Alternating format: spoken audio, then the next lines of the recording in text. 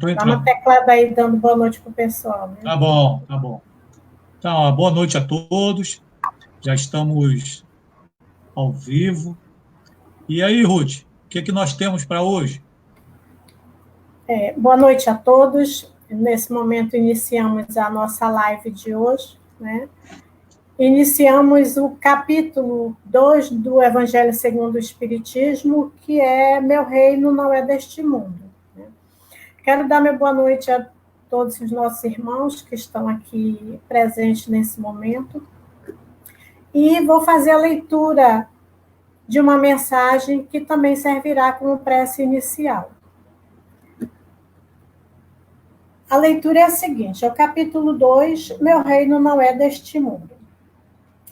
Tornou, pois, a entrar Pilatos no pretório e chamou a Jesus e disse-lhe, Tu és o rei dos judeus? Respondeu-lhe Jesus, o meu reino não é deste mundo. Se o meu reino fosse deste mundo, certo que os meus ministros haviam de pelejar para que eu não fosse entregue aos judeus. Mas por agora o meu reino não é daqui. Disse-lhe então Pilatos, logo tu és rei? Respondeu Jesus, tu dizes que eu sou rei. Eu não nasci nem vim a este mundo, senão para dar testemunho da verdade. Todo aquele que é da verdade ouve a minha voz. A mensagem que está é João, capítulo 18, versículo 33 a 37. E sejam bem-vindos a todos, e eu passo a palavra para o Acioli, que vai falar hoje sobre a vida futura. Tá bom, então. Uma boa noite a todos. Já temos alguns companheiros já assistindo a nossa live. O Vander acabou de entrar, parece que está tendo ainda um probleminha. Está tendo um probleminha, eu vou esperar mais um pouco para ver se ele soluciona. Bem, então hoje, conforme a Ruth disse, o tema é bastante interessante, iniciando o capítulo 2º do Evangelho segundo o Espiritismo, falando sobre a vida futura. Mas antes de iniciarmos a nossa conversa sobre esse tema, eu fico imaginando Pilatos, o que ele pensou naquela época, quando Jesus disse, meu reino não é deste mundo. Eu fico imaginando o que pensou o governador da província romana da Judéia quando Cristo disse isso. Inclusive, hoje eu estava imaginando o que poderia ter dito ou pensado Pôncio Pilatos. É claro que não podemos saber o que Pilatos pensou, não tem como nós sabermos. Mas podemos ter certeza de que a ideia daquele povo, naquela época distante, era diferente da ideia que hoje temos do reino dito por Jesus. Isso se deve porque estamos um pouco mais amadurecidos espiritualmente falando. Conseguimos um amadurecimento intelectual e espiritual ao longo desse milênio. Então, quando estudamos o Evangelho de Jesus, nós vamos perceber que o eixo central dos seus ensinamentos é a questão da vida futura. Tudo que Jesus fala e ensina diz respeito à vida futura. Mas o que é a vida futura? E como devemos entendê-la na atualidade? Antes, porém, gostaria de ressaltar uma coisa. Todos os acontecimentos divinos chegam para a humanidade com o objetivo evolucional. E esses acontecimentos sempre respeitam a nossa capacidade de entendimento. Podemos ter a certeza de que Deus não ofusca a criação. A luz divina vem na medida certa, no momento certo e de forma propícia para a assimilação do seu conteúdo por todos, sem exceção. Tudo é compatível com a nossa capacidade de assimilação. Podemos dizer que a providência divina não é exagerada nem minguada, não é antecipada nem tardia. Ela é perfeita, como Deus é perfeito. Isso posto, quando estudamos a história do povo hebreu, que inclusive tivemos a oportunidade de ler no capítulo anterior, nós vamos perceber, dentro dessa história do povo hebreu, principalmente a partir de Moisés, qual era o entendimento deles sobre a vida futura. Para os hebreus, as promessas de Deus sempre se relacionavam com coisas materiais. O Deus de Moisés era um Deus antropomorfizado, humanizado, com as mais vis características humanas. Quando lemos o Pentateuco mosaico, que são aqueles 5 primeiros livros do Antigo Testamento, vamos perceber um Deus que dava privilégios para uns e era implacável com outros. Tinha inveja, ciúme, ficava com raiva, se arrependia das coisas que ele mesmo fazia, que ele mesmo criava. E para acalmar a sua ira, os hebreus faziam holocaustos e davam preferências às práticas exteriores. Coisas que nada têm a ver com a alma, com o espírito. Então, os benefícios esperados pelos hebreus eram sempre de ordem material. Ou seja, era a supremacia da sua nação, vitória sobre os inimigos, fartura na colheita, na pesca, etc. E em se tratando de vida futura, eles viam a Canaã, a terra prometida, que os satisfariam com leite e mel. Sempre as coisas de ordem material.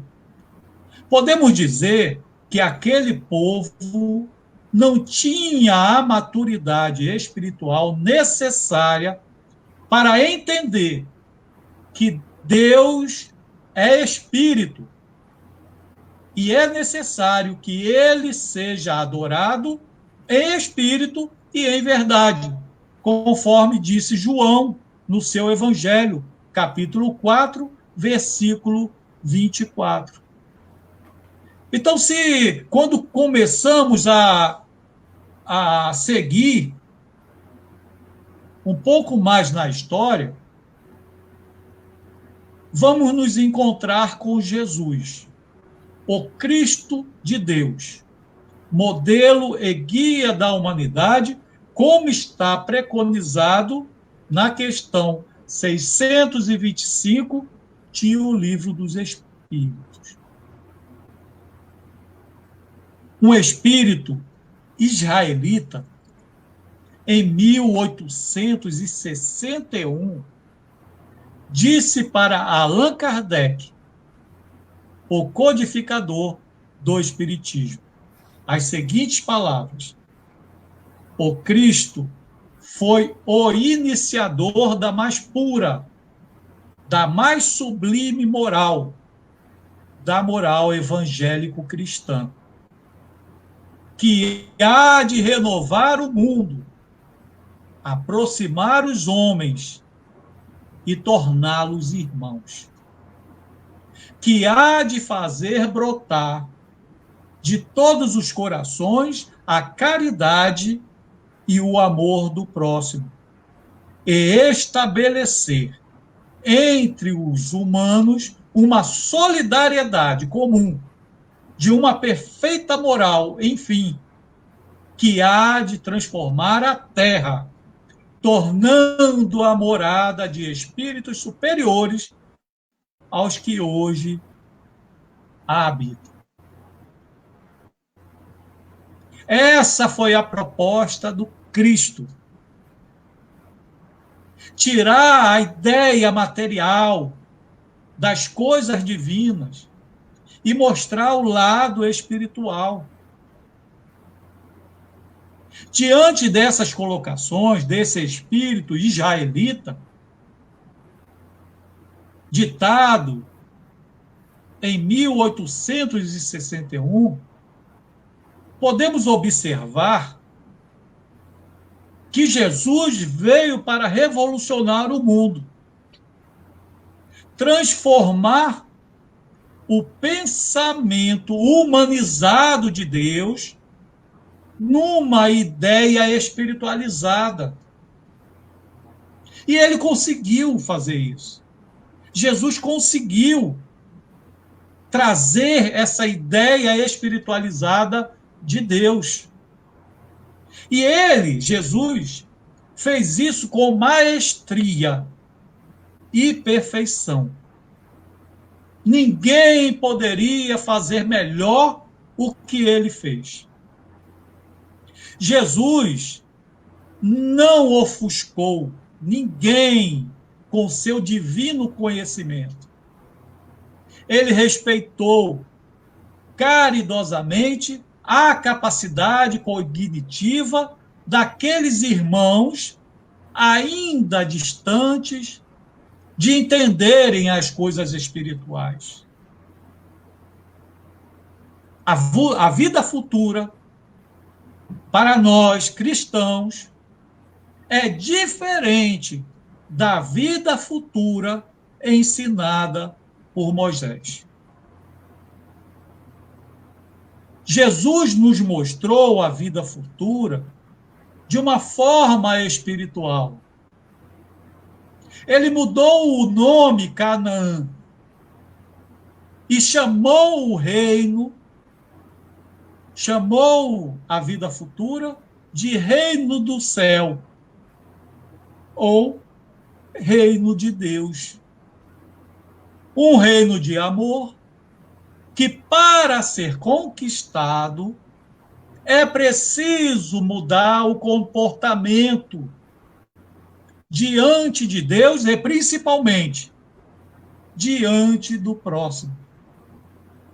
Foi a grande máxima, a lei de libertação mostrada por Jesus. Amar a Deus sobre todas as coisas e ao próximo como a si mesmo. Por isso, Jesus, no seu evangelho, nos ensinou a perdoar o próximo. Não 7 vezes, porque 7 vezes é pouco, mas 70 vezes 7 vezes.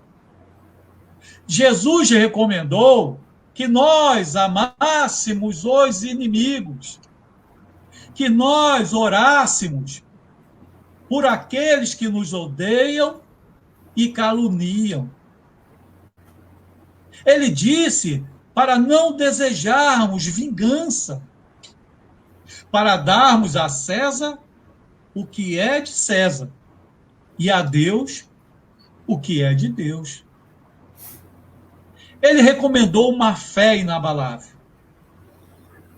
Uma fé que era do tamanho de um grão de mostarda. Mas seria capaz de mover montanhas de dificuldades, montanhas de sofrimentos e de dores. E Jesus continuou ensinando as coisas necessárias para conquistarmos o reino de Deus, o reino do céu.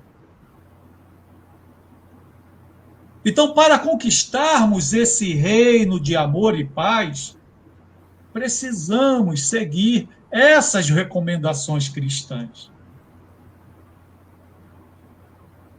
E é assim que nós vamos alcançar a nossa própria vitória, a vitória sobre nós mesmos.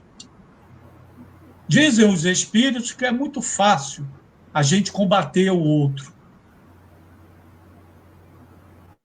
O mais difícil é nós lutarmos contra nós mesmos. E é isso que menos a gente faz.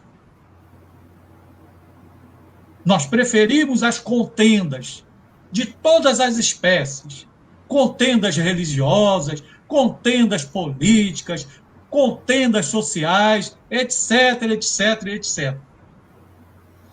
Mas dificilmente nós nos propomos a lutar contra as nossas próprias imperfeições, colocando em prática na nossa vida aquilo que Jesus nos ensinou e nos entregou através dos seus evangelhos, escritos pelos evangelistas. E o tempo continua passando. A mensagem de Jesus ficou marcada na nossa memória, no nosso espírito. Mas conforme nós dissemos anteriormente, Jesus teve cautela para não ensinar uma coisa que poderia nos prejudicar, poderia nos ofuscar. E ele esperou o momento certo para que a sua mensagem pudesse eclodir e pudesse ser compreendida na sua plenitude. E hoje, qual é a visão que devemos ter da vida futura? Será que nós devemos pensar como os hebreus na época de Moisés? Ou devemos ter um pensamento renovado? Um pensamento sobre essa vida futura adequado aos conhecimentos que nós possuímos nessa época. Aí vem o Espiritismo. O Espiritismo vem na época certa, nem antes, nem depois. Veio para colaborar, melhor dizendo, com o Evangelho de Jesus, esclarecendo pontos, mostrando questões importantes que na época não puderam ser ditas por Jesus, conforme está colocado em João capítulo 16, versículos 12 e 13. Jesus disse para aqueles que o seguiam: ainda tenho muito que vos dizer, mas vós não o podeis suportar agora. Palavra de Jesus. Ainda tenho muito que vos dizer, mas vós não o podeis suportar agora. Mas quando vier aquele Espírito de verdade, ele vos guiará em toda a verdade. Porque não falará de si mesmo, mas dirá tudo o que tiver ouvido, e vos anunciará o que há de vir. Jesus não pôde dizer tudo de uma forma clara, porque aqueles irmãos daquela época não iriam suportar, conforme ele mesmo disse. Mas ele deixou a semente da vida futura, do reino de Deus, e como conquistar esse reino. Em o Evangelho, segundo o Espiritismo, que é o terceiro livro da codificação espírita, no capítulo 11, item 3, vamos encontrar essas palavras. Todo cristão crê na vida futura, mas a ideia que muitos fazem dela é vaga, incompleta e, por isso mesmo, falsa em diversos pontos. A palavra falsa aqui quer dizer incompreendida em diversos pontos. Para grande número de pessoas, e aqui nós estamos falando de cristãos, não há a tal respeito mais do que uma crença carente de certezas, onde há as dúvidas e mesmo a incredulidade. A doutrina espírita acabou com a crença na vida futura e veio nos mostrar uma realidade.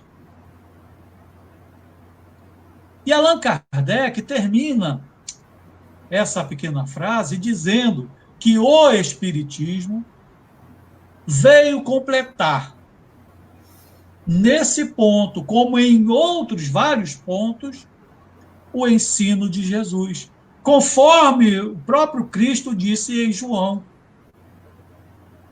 fazendo-o quando os homens já se mostram maduros, bastante para aprenderem a verdade. Foram necessários 1.800 anos depois do Cristo para que a humanidade pudesse assimilar as verdades que naquela época não conseguiria. Então é nesse sentido que o Espiritismo veio completar. Nós temos que ter a certeza que o Espiritismo não criou nada. Tudo que ele ensina são os ensinamentos do Cristo. O desenvolvimento desses ensinamentos. É nesse aspecto que o Espiritismo contribui, e muito, para o nosso entendimento no porvir.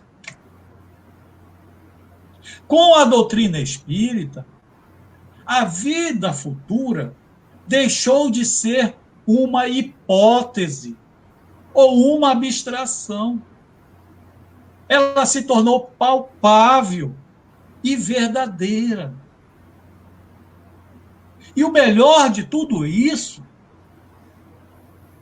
é que são os próprios seres espirituais que outrora estavam encarnados como nós estamos agora, que vêm mostrar a realidade desta vida futura.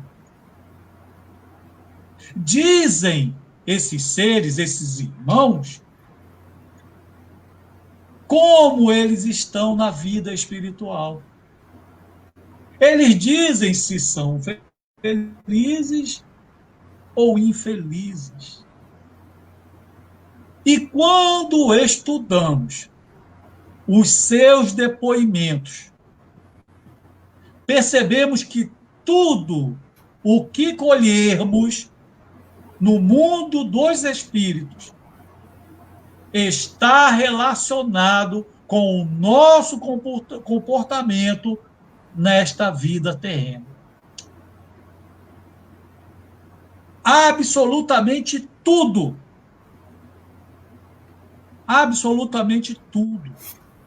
que nós recebermos no mundo espiritual será compatível com a nossa vida aqui no planeta Terra. Aquele que viveu uma vida equilibrada e pautada no bem, a repercussão na vida, no além-túmulo, será ditosa. Ao contrário,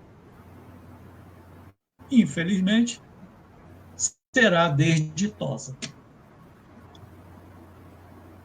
Com esses ensinamentos espíritas, nós entendemos melhor aquela afirmativa de Jesus em João, capítulo 16, versículo 17, quando ele diz: a cada um segundo as suas obras.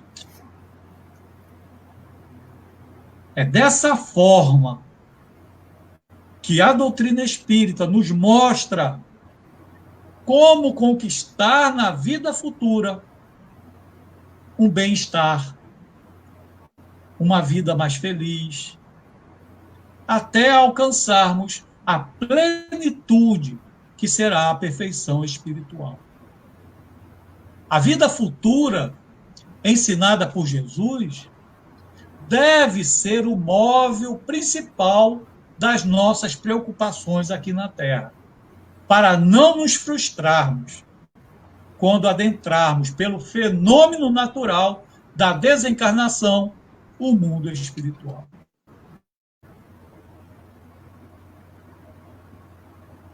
Muitas vezes, a gente se preocupa com coisas insignificantes. Inclusive, a maioria das vezes, com as coisas materiais. Não é que nós devemos ser relaxados. Nós devemos, sim, adquirir os bens materiais, afinal de contas, nós vivemos no mundo material. E precisamos dos recursos materiais para podermos ter uma vida mais satisfatória. Mas nós não podemos esquecer que a vida futura que Jesus ensinou não é uma vida material. É uma vida espiritual. Então, nós precisamos colocar as nossas preocupações, os nossos objetivos nessa vida espiritual, para que nós não nos frustramos quando retornarmos à pátria dos espíritos, quando desencarnarmos. Existe um livro na codificação espírita intitulado O Céu e o Inferno, ou A Justiça Divina segundo o Espiritismo. Inclusive, daqui a pouco eu vou mostrar um exemplo que nós tiramos desse livro.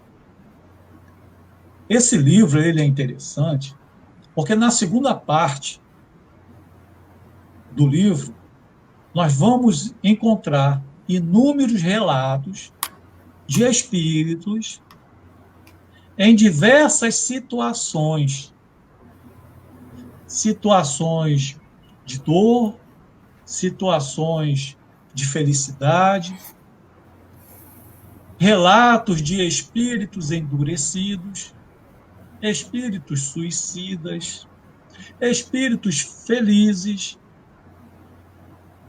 espíritos em situações medianas. E quando a gente lê os relatos, nós percebemos que tudo o que está acontecendo na vida daqueles espíritos, no mundo espiritual, é proporcional às atitudes que eles tiveram na vida material. Os espíritos felizes, eles dizem que quando estavam na Terra, eles eram solidários, eles tinham fé em Deus, eles tinham indulgência, eram resignados, faziam o bem para as pessoas que os rodeavam. E isso lhe proporcionou, na vida futura, esse estado de felicidade que ele se encontra nesse momento. Em contrapartida, os espíritos infelizes, os espíritos que estão sofrendo no mundo espiritual, são aqueles que fizeram tudo ao contrário. Não ajudava ninguém, tinha ódio no coração, era uma pessoa que não tinha fé em Deus, eram gananciosos, só pensavam na vida material, esqueciam, ou esqueceram, melhor dizendo, da vida futura. E eles receberam, de acordo com as suas obras, como Jesus nos ensinou no seu Evangelho. Então, para nós concluirmos esse tema, vou ler, conforme eu disse anteriormente, uma nota de Allan Kardec, inserida neste livro que eu citei, O Céu e o Inferno, na parte que fala sobre o Código Penal da vida futura. Quem tiver curiosidade ou quem tiver interesse em conhecer o Código Penal da vida futura, procure o livro Céu e Inferno ou A Justiça Divina segundo o Espiritismo e leia o Código. Vale a pena, porque é uma orientação de como nós devemos proceder e também como não devemos proceder. O Código Penal da vida futura nos dá um norte. E vale a pena estudarmos item por item, e refletirmos em cada item que nós lemos neste livro. Allan Kardec, ele coloca uma nota de rodapé. Para finalizar a nossa conversa, eu vou dizer aqui o que Allan Kardec escreveu. Ele diz: um jovem de 18 anos sofria de uma doença cardíaca que foi declarada incurável.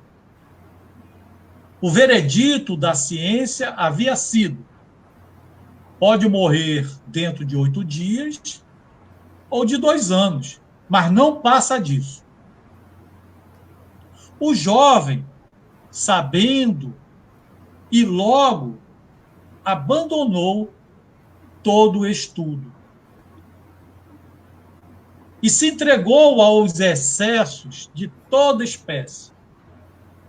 Quando lhe mostravam quanto essa vida era perniciosa para a sua situação, ele respondia assim: que me importa? Desde que só tenho 2 anos de vida, de que me valeria cansar a mente? Gozo o tempo que me resta e quero me divertir até o fim. Essa foi a visão desse jovem de 18 anos. E Allan Kardec diz: eis a consequência lógica do niilismo. E nós podemos incluir aqui também o materialismo. Essa é a consequência lógica dessas duas doutrinas. Mas se esse jovem fosse espírita, poderia responder: a morte só destruirá o meu corpo, que abandonarei como uma roupa usada. Mas meu espírito continuará a viver. Eu serei, numa vida futura, o que fizer de mim mesmo nesta vida. Nada do que tenha adquirido em qualidades morais e intelectuais se perderá, porque isso representa uma conquista para o meu adiantamento. Toda a imperfeição de que me houver livrado será um passo no caminho da felicidade. Minha aventura ou minha desgraça futura depende da utilização da minha existência presente. É, pois, de meu interesse aproveitar o pouco tempo que me resta, evitando tudo o que pudesse diminuir as minhas forças. E Allan Kardec fecha esse texto. E nós podemos perceber a diferença de pensamento de uma pessoa que prioriza a vida futura, daquela anterior que priorizou a vida presente, a vida material.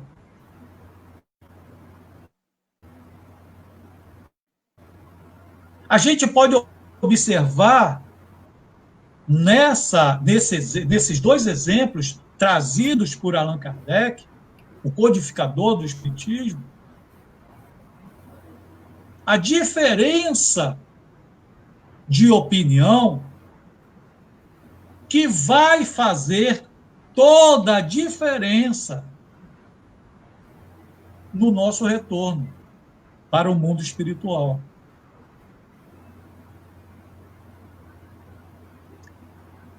Os homens, e eu falo aqui com H maiúsculo, que é a humanidade tem que se conscientizar de que todos nós somos espíritos em um corpo de carne, e não um corpo de carne que possui um espírito.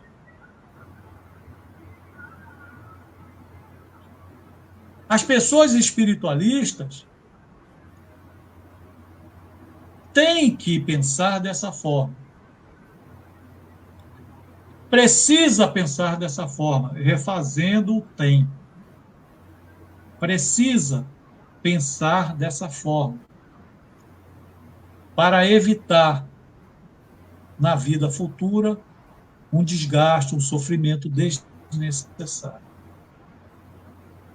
E Allan Kardec, sobre o niilismo, que nós incluímos o materialismo, e o espiritismo, faz uma indagação.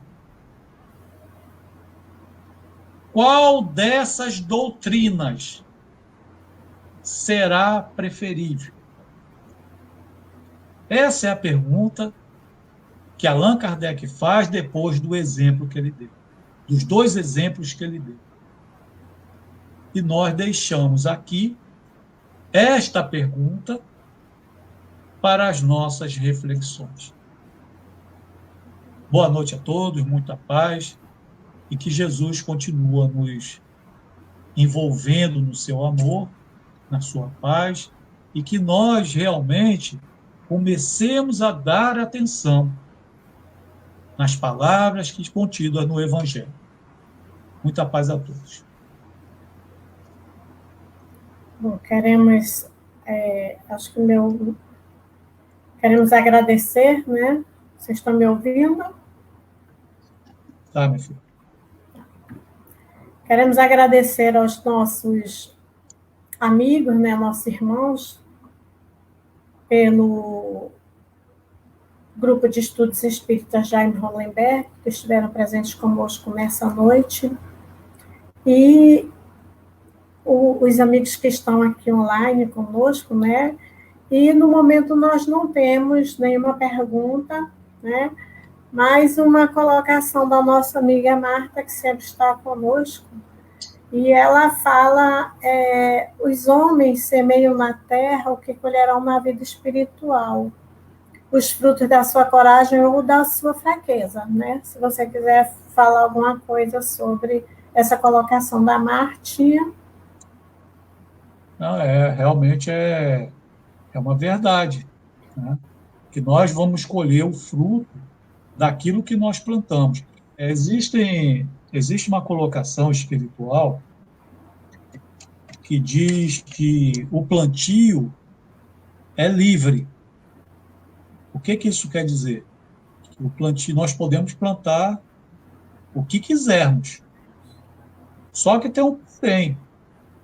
A colheita é obrigatória. E nós vamos colher aquilo que plantamos, né? Então, é essa colocação que ela está fazendo, uma colocação de Allan Kardec, e que nós vamos colher o fruto daquilo que plantarmos. No caso que ela colocou ali, da coragem ou da fraqueza. Mas nós podemos dizer também que nós vamos colher os frutos da inveja, os frutos do ódio, do rancor. Ou seja, tudo isso que nós plantarmos, nós vamos ser obrigados a colher. Então, muitas vezes, a gente pratica um ato indevido, se esquece do ato, daquilo que foi praticado, e lá na frente, a gente tem que colher aquele fruto.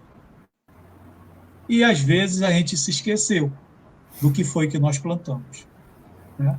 Então, as colocações de Allan Kardec, colocado pela Martinha, realmente a gente tem que ficar refletindo sempre sobre ela. Tá certo? Bom, tem É um primo meu aí que entrou. Isso mesmo que eu ia ressaltar, o Fernando Ascioli. É o Fernando Ascioli. Isso, Ele passou um entrar. tempo, ele passou um tempo aí adoentado e já está recuperado aí já. Então, queremos agradecer a ele também, né, por se fazer presente. E vamos encerrar a nossa atividade da noite de hoje, né? E vou passar a palavra para ti para explanações finais e, em seguida, fazer a prece final para a gente. Tá certo? Tá bom. Vamos encerrar, então, agradecendo aí a participação de todos e dizendo que a gente está aguardando acerenar mais essa questão sanitária que nós estamos enfrentando, para a gente começar a se preocupar na reabertura do Grupo de Estudos Espíritas Jaime Hollenberg. Nossa casa, que esse ano estará completando 19 anos. 19 anos atrás, nós nos reunimos e fundamos essa casa para estudar a doutrina espírita. E nós estamos conseguindo manter esse objetivo. Então, a nossa casa espírita, ela faz o estudo de todas as obras básicas, as 5 obras básicas, em dias e horários diferentes. Então, quem quiser, depois que nós reabrirmos, quiser nos visitar, nos conhecer, fique à vontade, porque a nossa característica principal é estudo da codificação espírita, principalmente das 5 obras básicas. Tá certo? Então, vamos lá. Martinha está falando que vai conhecer, ó. Já está conhecendo online, né?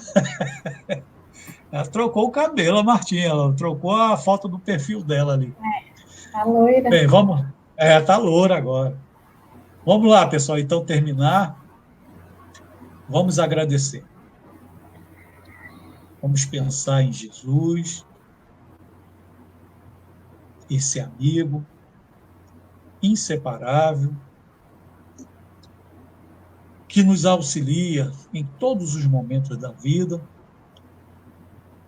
que nunca nos abandonou, que sempre esteve e estará ao nosso lado, nos apoiando, nos incentivando no bem, nos desviando dos caminhos perigosos.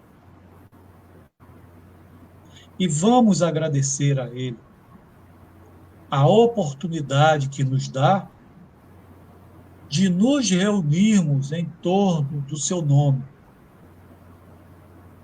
para estudarmos os seus ensinamentos, ensinamentos de luz, de força, de coragem, e desta feita com as luzes também da doutrina espírita. Que esses ensinamentos possam fortalecer as nossas almas, iluminar as nossas mentes, para caminharmos com passos firmes neste mundo de provas e expiações, rumo ao reino celestial. E nesse momento, Senhor Jesus, em que estamos encerrando mais esta noite de estudo tão importante, agradecidos, mas lhe rogamos uma vez mais, Senhor, que nos abençoe, hoje e por todo sempre, que assim seja, Senhor. Tá bom, pessoal. Muito obrigada a todos, uma boa noite e um bom final de semana a todos nós. Tá bom, um abraço a todos. Permanece aí, Ruth, que eu quero falar contigo aqui depois que encerrar, tá bom? Ok.